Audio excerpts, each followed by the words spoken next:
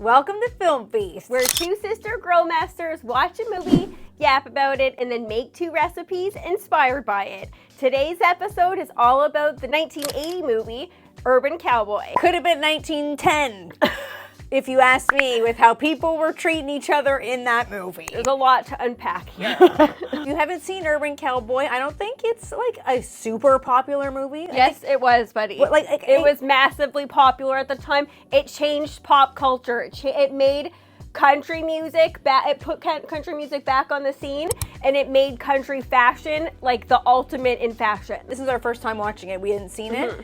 Basically, it's about a young guy who travels to Texas for work. He's hanging out at Gilly's Bar, which is the biggest nightclub in the world. Which, love the name Gilly's Bar. It's after a country singer. Oh, is it? Awesome. So he starts hanging out at Gilly's Bar, meets a girl. They get really into mechanical bull riding. That's basically how the movie goes. Without giving away too much of the movie. Yeah, nope, that's the gist. I didn't want to like read too much about this movie ahead of time because I didn't know what it was about. As it got started, I was like, so this is what this movie is about? Like, this guy's in this bar and they're like so obsessed with mechanical bull riding, and outdoing each other. I was like, am I missing something? Is this how this movie is? It is. Honey, what did you make that was inspired by the movie Urban Cowboy? I made what I'm calling a black and blue knuckle sandwich. Ooh! In the movie, there's a lot of beating. Oh my god, that's like the theme of this movie. It's like a lot of like... Not a fan of that. Not a fan of the beating. Just a lot of violence against women. Like, not interested in that. Yeah, beating in general. Just a lot of fighting. A lot of fighting. Just quite a bit of fighting. Yeah, I'm not into that in the least. Yeah, so that's what stuck out most to me about this movie, was that like these relationships, there was a lot of fighting going on, and in the club there's a lot of fighting going on. So okay, but thoroughly creative name. I was gonna do a cowboy caviar. Oh my... Thank goodness, I swear to goodness gracious, I was gonna make that and I was like too close to home for this one. It's easily veganized. You can easily veganize a cowboy caviar. That's why I wanted it. I'm not leave that to Kiki. I thought for sure you'd make that. And I wanted it too because I love that dish. So, and I was totally gonna do that, but I was like, good old knuckle sandwich. Love it. So I don't know about you, but I'm a huge fan of a sandwich. Oh, I can't have enough sandwiches. A sandwich, whatever, however you want to call it. I love stuff on bread, basically. Who doesn't? Basically. But if you put it I could never go keto. I could never do any of those low carb things. Absolutely not. No, so I wanted to going with the black and blue theme, people getting beat up, but like black eyes 24/7 in this movie. I got myself some beets. Ooh. Beets are gonna give us that like black eye look. So we're gonna roast these beets on a charcoal grill. Never thought that was a look we were going for. I didn't either. I didn't like that at all. No, for real. I felt that was like disturbing. I thought it was disturbing too. I'm like, is this how people were treated then? So this was before we were born. It was like getting a glimpse into relationships back in the 80s. It explains a lot. Okay, can I also just say that I found it extremely difficult to feel anything towards John Travolta's character. I'm like, okay, visually, obviously John Travolta, he was a heartthrob back then. But I literally was like instantly repulsed by him. I'm like, he has the most annoying crybaby attitude. Literally such a crybaby attitude. And the fact that he finds smacking Sissy like appropriate, I know. Absolutely not. I felt like disgusted by him. I know, me too. And then in the end, when he's like, I should have never hit you. Spoiler alert if you haven't seen the movie. Like, okay, sorry. Spoiler alert, it came out in 1980, okay? But like, yeah, he's like, I should have never hit you to begin with. I'm like, is this supposed to be like a romantic moment? I know. Oh, he shouldn't have hit her. So she left the guy that beat her badly to go back to the guy who beat her first. Okay, let's just pause a moment. We're going to go do some foraging in this. All right, what are we looking for here? We're looking for Jack by the Hedge, otherwise known as garlic mustard. Ooh. I think Jack by the Hedge is a much cuter name. So do I. Because he's sitting there by the hedge. Little Jackie Hedgie. If you can find yourself a rural area, look by the side of the road, you probably can find Jack by the Hedge.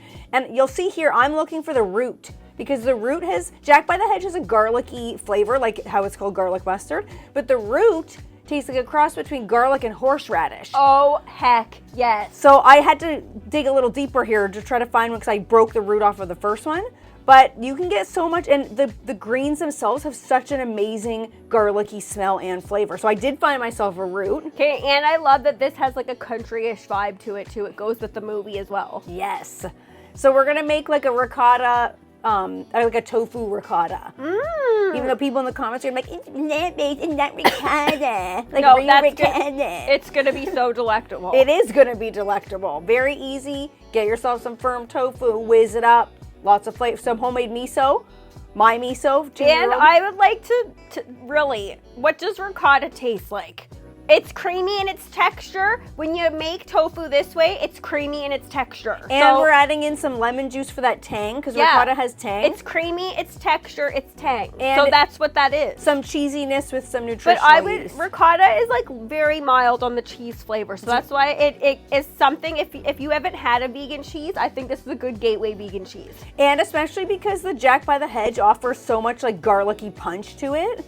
And the miso. If you can get your hands on some miso, I made this one a couple years ago, and it's nice because it just sits in the fridge. It lasts forever because it's fermented. It's pungent. It's very pungent, and it just adds a really nice like umami cheesiness. Like that's why people tend to like cheese, because it has that like umami-ness to it. Add a big tablespoon of that, whiz it up, you have to have a good condiment for a sandwich as far as I'm concerned. Okay, even though you didn't go with a plaid for your shirt, this still has like an urban cowboy vibe. This is giving sissy. It is. It totally is. Like the belt and the jeans. I feel like my hair is too. Like I don't know why, but I'm like, you know how like her hair was so like puffy. It was puffy, but I'm like, you know how my hair's kind of like a shag. Today, mine is more like giving sissy. But yeah, that's not frizzy. But it's because mine's kind of like a shag. Like the shags were big in the 80s, 70s, and 80s. So here's the texture we're looking for. That looks absolutely spectacular. A comment that I wanted to mention about the movie was Wes, the bad guy. Which was, he's supposed to be attractive. Okay, so at the beginning, I was like, he is attractive. Okay, good body, but the fact that he came in with like this bad boy, is this where the bad boy thing started? I know. Like, did bad boy actually mean like bad boy? Like, yeah. Like criminal and like beating? I know. Like, I find that I'm not attracted to that whatsoever, so I was not attracted to that guy. No, so at the beginning, I was like, and the mesh shirt, no. Yeah, what was that? I'm not into that at all. I literally was like, is this supposed to be hot? Is that like club wear? Yeah, like I don't know, but no thank you. I didn't get that either. And I didn't get to be honest, normally with these like rom-coms, you can get clearly who's the bad guy and who's supposed to be like the heartthrob. I couldn't have told ya. 100%. John Travolta came across as such a bad guy to me. And okay, is it me or the whining? Everybody with the whining. Yeah. Like, bud. I know. I was like, why do you keep saying bud in such an annoying tone? Yeah, everybody. I found Sissy to be incredibly irritating. So did I. I'm like, get a backbone, lady. Yeah, but she got one midway in the movie. She went against Bud's wishes, which, can I just say, let's hear it for the name Buford. Buford is such a good name. You don't hear the name Buford that much anymore. That needs to make a comeback. I love the name Buford. Buford is phenomenal. Like, Bud doesn't go by that name. His name is Buford in the movie, but I was like, go by Buford, Bud, own it.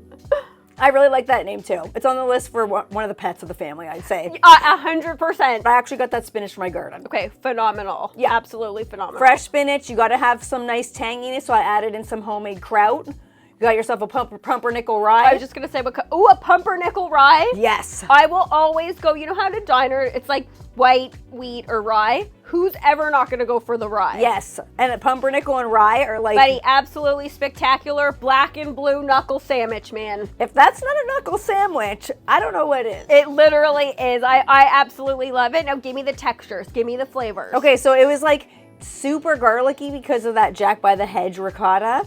Nice sweetness from the beets, you got the crunchiness from the spinach, and the tang from the sauerkraut. To me, that has all the elements of a perfect sandwich. And a sandwich needs all of those elements for it to be good. Yes, and the beets, even though they're wrapped in foil on the grill, they still do get smokiness because the foil does open up here and there because of the high heat, and it does get some smokiness in there. It was knuckle sandwich overload in this movie. It seemed like it was like kind of okay. Like, it seemed like it was like, that was the theme of like this time period, was like, it wasn't overtly like wrong. I know. Like, it was kind of like, you could tell that she didn't like it. She was like, you hit me. But it was, but I know. I'm like, what? In what world is that? Obviously, that still happens today. I'm not trying to be naive, but Yeah, but it's definitely, hopefully, less frequent than it was back then. And I guess that was like normal. People saw that, women saw that, and they were probably like, well, I guess that's what goes on. That's like acceptable. And like that West guy being like, fix me something to eat. I'm like, what world are we living in here in this movie? I know, and also Bud, John Travolta's character, being like, I want a wife when I come home, she's got food on the table for me in a clean house. And like, Sissy didn't keep a clean house. I did not like I didn't like anything to do with it. And I felt extremely grateful to be in the time period that we're in. Oh my goodness, yes. Yeah, to 2024, baby. To women's rights, man. To not getting a knuckle sandwich. What? That's so awful that it's hilarious. Oh, I couldn't believe it. I'm like, how is this a romantic movie? And John Travolta, can I just say, like, not that attractive. No, I'm just going to say that I do not find him attractive. You did. This, like, dimply thing. Guaranteed you found him attractive before, because I found him attractive. Grease. Obviously, even though in that movie, too, he's not that good of a guy in that movie. But, no. But it's because he's so disgusting, his behavior and his attitude and the whininess and the, you're not getting up on that mechanical bull. I'm like, why? I know. Leave her alone. Let her do it. What's the big deal? Okay, so did you know that this movie was inspired by two characters that actually went to Gillies all the time? No, I did not. Okay, so Gillies Bar, the writers of the movie, it was inspired by two regulars of the bar. Cool. And like their life and what went on, I guess, with this mechanical bull. But I don't know about you either, but watching this movie, I was like, why are these people this obsessed with going on this bull, and how is this fun? I think because their life looked that boring that they were like, we're having like marital problems, let's take it out on going to the mechanical bull every night. And like, and the whole storyline of like making them each other jealous with getting with these with John Travolta getting with that rich girl. I just didn't like any of it. Stunning. Absolutely gorgeous. Absolutely stunning. But Giving Cher. Yes. Like the hair, the very like, 1970s Cher. Yes. Yes, absolutely stunning. Also, Deborah Winger almost didn't get the part of Sissy. I knew that. For not being, they didn't think she was that attractive. There's something about Deborah Winger. I will say she's not like a classic, like that other girl that that Bud went for. Mm-hmm. She obviously is classically gorgeous, classically stunning, but there is something about Deborah Winger. She has that little like je ne sais quoi. She's very wholesome. Yes. I think that's why too, like very minimal makeup. Phenomenal natural body. And like, did people forget about bras back then? That was something I wanted to note. I'm like, when were bras invented? Like, we're in a time right now where like bras are going out the window again, it seems. Not with not the young here. girl, with the not young here. I like the Sorry, support. I like the support. I like the look of a propped up boob. Yeah, like I do. Like a lot of women now are like, I don't want to like the just like flailing in the wind. Yeah, no thanks. No, I don't agree with that either. But I did note that I'm like, it's weird because bras seem to like go away for this movie and this time period. And then they were like popular for a long time, and now it's like, oh, we don't like bras again. I do. I do. I still do too. My girls need the support. As do mine. My recipe that was inspired by Urban Cowboy is actually a little nod to Sissy. So this movie is called Urban Cowboy, but I want to say, let's hear it for the cowgirls. Yes. Okay? Okay. That scene where Deborah Winger is on the mechanical bull, and she's been on it maybe like once or twice before then, and instantly she had a knack for it. She was doing all these like, what's that called? Like stunts? Yeah, like stunts. I'm like, what were those little like moves she was doing? Like, yes. That's not what she looked like at all. Even though I somehow got it, I'm like, she was like up and around. And okay, and I do want to say, did she invent the reversey? Did she invent that? Maybe. Because I was like, was that groundbreaking at the time? Because she did that on that thing, and I think that put a little idea in everybody's heads. Okay, so could be groundbreaking. So my recipe is a cowgirl fried steak. Ooh. Instead of like a chicken fried steak or a country fried steak, I went cowgirl fried steaks. I wanted to go away from the cowboy caviar because I knew that Kiki was going to do that. And I threw you for a loop, man. You did. You went like 1,000 times better with that. So this is a nod to our girl Sissy because I feel like she was just like battered and badgered in this movie. And I was like, look, I'm going to make my recipe that's specifically for the cowgirls out there. I love this. And I hated that at the end, she was almost going to go with Wes. If it hadn't been for Bud finding her in that car and being like, I love ya. She was like about to go with him. He was like, pack up your stuff. And she tried to deny it. And then he like did he beat her again at that time?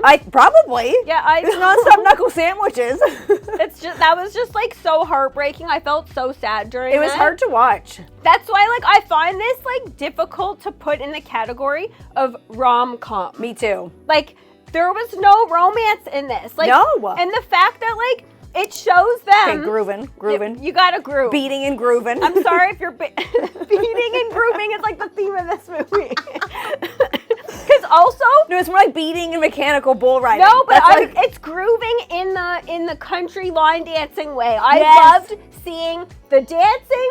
It guaranteed that's what sparked the line dancing revolution of the 80s, 90s. okay, so did you know that Patrick Swayze's mom choreographed the movie? Knew it, Patsy Swayze. That is so cool. Okay, so clearly genetics. If people are like genetics, they don't like. No, genetics don't lie. You want to talk about a hottie?